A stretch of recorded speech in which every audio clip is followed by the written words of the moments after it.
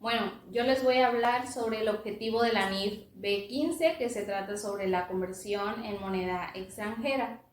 Esta norma de información financiera tiene como objetivo establecer las normas para el reconocimiento de las transacciones en moneda extranjera y las operaciones extranjeras en los estados financieros de la entidad informante y la conversión de su información financiera a una moneda de informe diferente a la de su moneda de registro o su moneda funcional. También les voy a hablar sobre el tipo de cambio. Y bueno, si para el proceso de conversión se encuentran disponibles varios tipos de cambio, se debe utilizar aquel con el que los flujos futuros de efectivo representados por la transacción, el saldo en moneda extranjera o la operación extranjera pudieron haber sido realizados a la fecha de su conversión. Si existen temporalmente restricciones o ausencia de intercambio de divisas, el tipo de cambio a utilizarse debe ser aquel el que nos pueda proporcionar algún mercado de divisas reconocido. Ahora bien, si no existe información al respecto sobre dichos mercados y mientras no se tenga un tipo de cambio adecuado, la entidad debe, como primer punto, si se trata de una subsidiaria, dejar de consolidar sus estados financieros. Como punto número 2, la inversión en la subsidiaria o en su caso en la asociada debe presentarse con el mismo valor determinado en el último periodo en el que se identificó un tipo de cambio adecuado para la conversión. Como punto número 3, la inversión permanente en acciones debe someterse inmediatamente a las pruebas de deterioro cuando no existe una información realista para repatriar la inversión. La entidad debe de castigar el valor de dicha inversión hasta llegar a cero. Ahora bien, también les hablaré sobre las transacciones en moneda extranjera, que son aquellas cuyo importe están denominadas o exigen su liquidación en una moneda distinta de la funcional, que es la moneda del entorno económico principal en la que opera la empresa. En esas se incluyen las entidades que, como primer punto, compran o venden bienes o servicios cuyo precio está denominado en una moneda extranjera. Por ejemplo, una empresa que importa productos desde China podría pagar a su proveedor chino en dólares estadounidenses y luego vender esos productos en su mercado local a su moneda local o funcional, utilizando el tipo de cambio para convertir los dólares a su moneda funcional en el momento de realizar la venta. Otro ejemplo es una empresa que vende sus productos a un cliente de Europa, muy probablemente reciba el pago en euros y luego puede convertir esos euros a su moneda funcional utilizando el tipo de cambio que se encuentre vigente. Como último ejemplo tenemos esas empresas que nos ofrecen sus servicios. Puede ser las empresas que se manejan a través de manera online, que bueno, sabemos que tienen clientes de todas partes del mundo y por lo tanto va a recibir diferentes tipos de moneda, como pueden ser los dólares, los euros, las libras esterlinas, etc. Y después hacer el tipo de cambio y para convertirlo a su moneda funcional. Ahora bien, como segundo punto están las entidades que prestan o toman prestados los fondos si las cantidades correspondientes se establecen a cobrar o a pagar en una moneda extranjera. Por ejemplo, una empresa mexicana decide pedir un préstamo a un banco en el extranjero, en Estados Unidos, por ejemplo, y en el contrato se le establece que se debe pagar específicamente en dólares estadounidenses. Y como último punto, tenemos las entidades que adquieren o disponen de activos o bien que incurren, transfieren o liquidan pasivos, siempre que esas transacciones se hayan denominado en una moneda extranjera. Por ejemplo, una empresa española decide comprar un terreno en Francia cuyo precio pues está está establecido en euros. Esta es una transacción en moneda extranjera porque la empresa va a pagar en euros, una moneda que es diferente a su moneda funcional.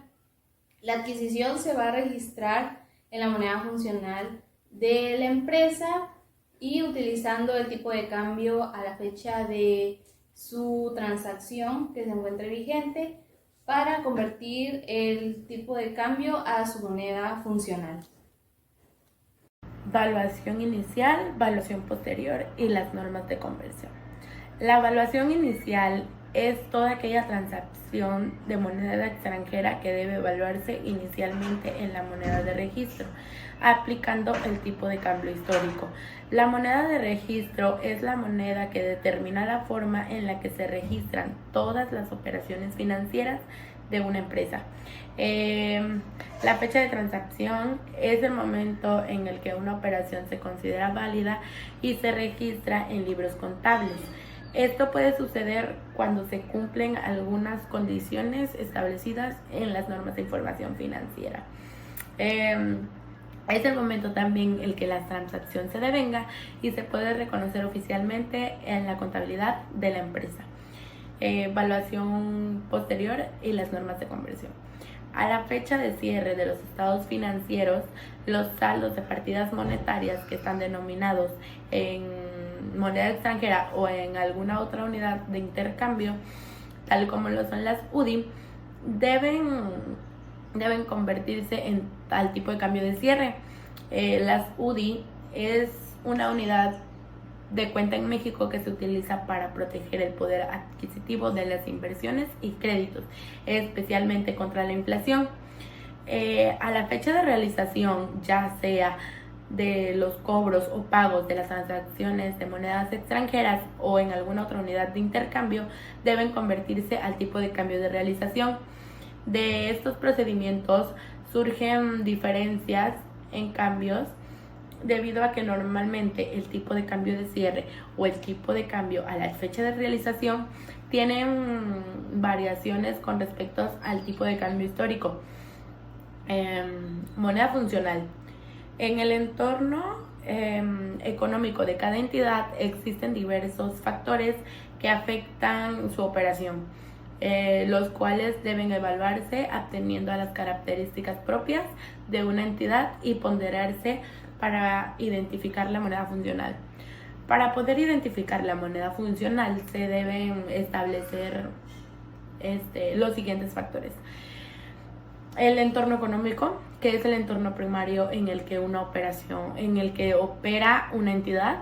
La moneda es la moneda en la cual se realizan los precios de ventas según sus bienes y sus servicios. La influencia de una moneda, que es la determinación, la denominación y la realización de sus costos y sus gastos, tales como los costos de mano de obra, de materiales y los costos de producción de sus bienes y sus servicios. La moneda en la cual generan y se aplican los flujos de efectivo de las distintas unidades generadas de efectivo de la entidad.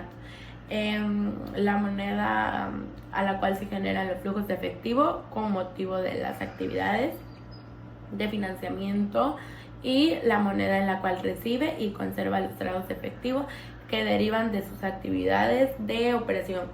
La moneda funcional refleja las operaciones y sus condiciones subyacentes que son relevantes para la entidad y cambia cuando se producen modificaciones en tales condiciones. La entidad puede llegar a tener una moneda de registro y una moneda de informe diferentes a la moneda funcional.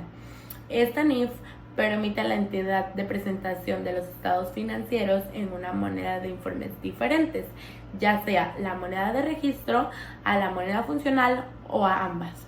E incluso permite que la entidad haga varias presentaciones de estados financieros en monedas diferentes, siempre que se atienda al proceso de conversión establecido en esta NIF. En una entidad económica que presenta estados financieros puede estar integrada por varias entidades jurídicas o varias unidades generadoras de efectivo y tener una de ellas, moneda de registro y moneda funcional diferentes a la moneda de informes de dicha entidad económica. Los estados financieros de cada operación extranjera deben convertirse a la moneda de informes de los estados financieros de la entidad informante, es decir, de la entidad económica que conforman. Mi nombre es Moisés Trejo. Yo les voy a hablar acerca de la solución práctica. La solución práctica es cuando la moneda de registro y la moneda de informe sean iguales, aunque la moneda funcional sea diferente a estas. La NIF permite como solución práctica no llevar a cabo el proceso de conversión a la moneda funcional y presentar los estados financieros con base a la información financiera en la moneda de registro, siempre que se trate de estados financieros exclusivamente para fines legales y fiscales, en las entidades que no tienen subsidiarias ni controladoras y que no tienen usuarios que requieran estados financieros preparados, considerando los efectos de la conversión a la moneda funcional, o son subsidiarias asociadas o negocios conjuntos que no tienen usuarios que requieran estados financieros preparados, considerando los efectos de conversión a la moneda funcional.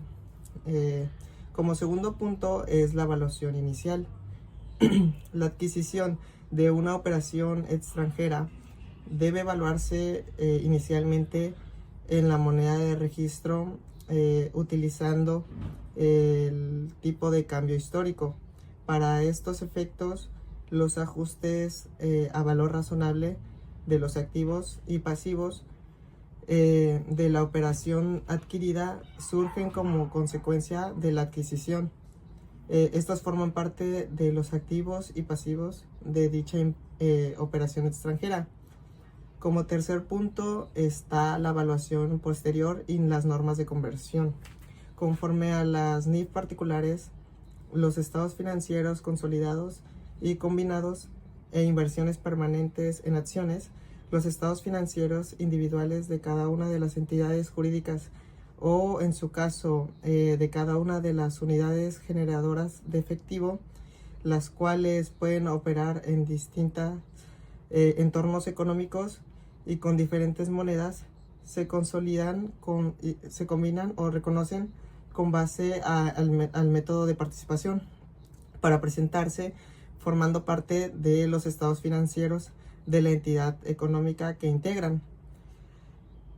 Debido a que este procedente es sumar o restar importes determinados con base a la NIF en distintas monedas antes del proceso de consolidación o de combinación o de evaluación, de acuerdo con el método de participación de los estados financieros individuales de cada operación extranjera, deben como primer punto modificarse para presentarse con base a las NIF mexicanas utilizadas por la entidad informante, y como segundo punto deben de convertirse a la moneda de informe de la entidad a la que pertenecen, y que en este caso es la entidad informante. Para lograr el segundo punto, la operación extranjera tiene una moneda funcional diferente a su moneda de registro. Debe primero convertir la información financiera a su moneda de registro a su moneda funcional. Posteriormente, si la moneda de informe es diferente a su moneda funcional, la información financiera debe convertirse de la moneda funcional a la moneda de informe. Como ejemplo, una empresa A con sede en México elabora sus estados financieros bajo las NIF mexicanas y los presenta en pesos mexicanos. A su misma vez, estas empresas A tienen una subsidiaria en Alemania, a la cual tiene su moneda de registro es el euro. El primer paso para aplicar las normas según la NIF es la conversión contable. La subsidiaria debe de ajustar sus estados financieros preparados bajo las normas internacionales de información financiera para presentarlos a las NIF mexicanas para que sean compatibles y comparables. Como segundo punto es la conversión de moneda de registro a la moneda funcional. Como la moneda de registro es el euro, pero la moneda funcional es el dólar, primero se debe convertir los estados financieros de euros a dólares. Como tercer punto es la conversión funcional a la moneda de informe. Luego, como la moneda funcional es el dólar, pero la moneda de informe es el peso mexicano, se debe de realizar la conversión de dólares a pesos mexicanos. Y ya por último, ya se puede hacer la consolidación final. Esta consolidación final con los estados financieros ya expresados ya en las NIF mexicanas, ya se pueden integrar en sus estados financieros consolidados porque ya son compatibles y comparables. Bueno, mi nombre es Farid Blanco. Yo les voy a hablar sobre lo que es la conversión de la moneda de registro a la moneda funcional. Cuando la moneda funcional de una operación extranjera es diferente a su moneda de registro, esta última se califica como una moneda extranjera. Por lo tanto, los estados financieros deben convertirse de la moneda de registro a la funcional. Cuando la moneda funcional es igual que la de registro, no debe de hacerse proceso de conversión de la moneda funcional. Algunos puntos de los estados financieros que deben convertirse de la moneda de registro a la funcional son los activos y los pasivos que se dividen en monetarios y no monetarios, los activos y pasivos monetarios al tipo de cambio de cierre, y los activos y pasivos no monetarios se cambian cuando el capital contable al tipo de cambio histórico y el capital contable al tipo de cambio histórico. Las partidas no monetarias reconocidas al valor razonable utilizan el tipo de cambio histórico referido a la fecha en la que se determinó dicho valor razonable.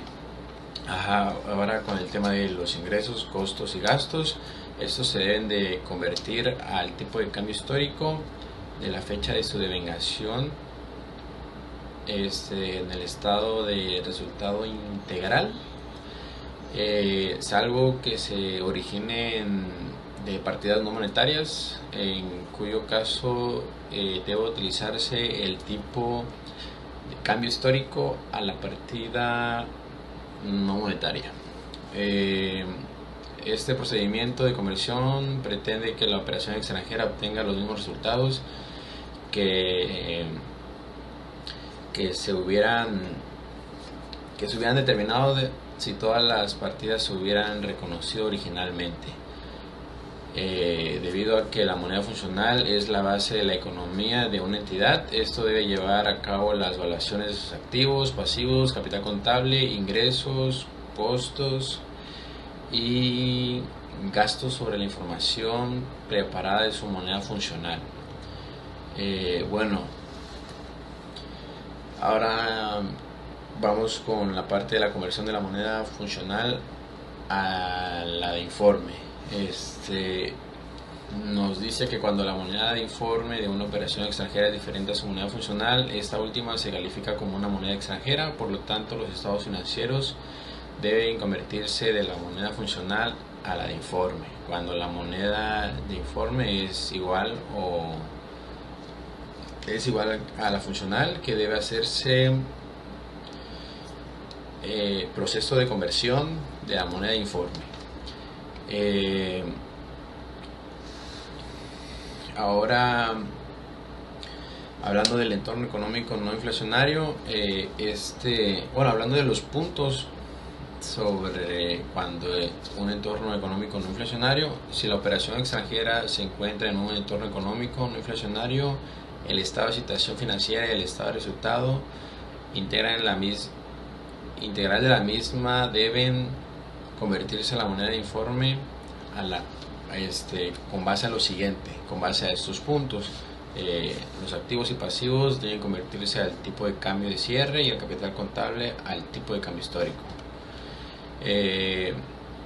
Todos los ingresos, costos, gastos deben convertirse del tipo de cambio histórico al periodo de su devengación en resultados.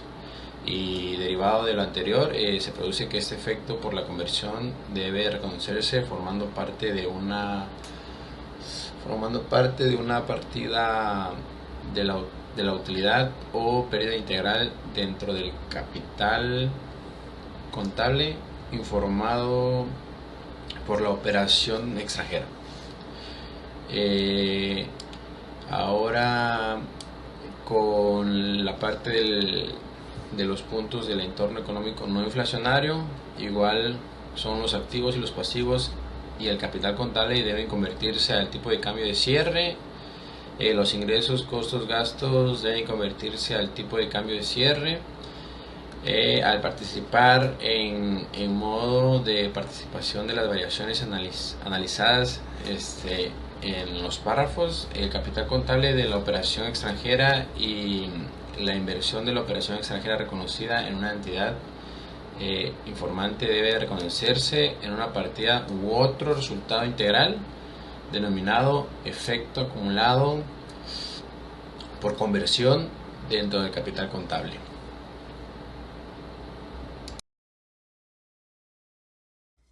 Mi nombre es Jennifer y les hablaré sobre el entorno económico inflacionario y no inflacionario. Cuando la operación extranjera está en un estado económico no inflacionario, el estado de información financiera y el estado de situación integral deberán convertirse conforme a lo siguiente. Los activos y pasivos deben convertirse al tipo de cambio de cierre y el capital contable al tipo de cambio histórico. Todos los ingresos, costos y gastos deben convertirse al tipo de cambio histórico al periodo de su devengamiento en resultados. Cuando la operación extranjera esté en un estado económico inflacionario, debe reconocerse primero los efectos de información financiera de acuerdo con ANIF B10, utilizando el índice de precios del país de origen de la moneda funcional. Después, el estado de situación financiera y el estado de resultado integral deben convertirse a la moneda de informe de acuerdo a los siguientes. Los activos, pasivos y capital contable deben convertirse al tipo de cambio de cierres. Por otro lado, los ingresos, costos y gastos también deben convertirse al tipo de cambio de cierre. Ahora les hablaré sobre los cambios de moneda de registro funcional y de informe. Cuando se cambia la moneda de registro o la moneda funcional, ese cambio debe aplicarse desde la fecha en que ocurre, ya que representa un cambio muy importante, y para ello deben convertirse los saldos de acuerdo a la moneda vigente en esa fecha. Consolidación de operaciones extranjeras. Bueno, en la incorporación de los resultados y la situación financiera de una operación extranjera a los de la entidad informante deben seguir los procedimientos normales de consolidación, sea combinación o métodos de participación. Esto conforme a las NIF particulares relativas a estados financieros consolidados, combinados e inversiones permanentes en acciones.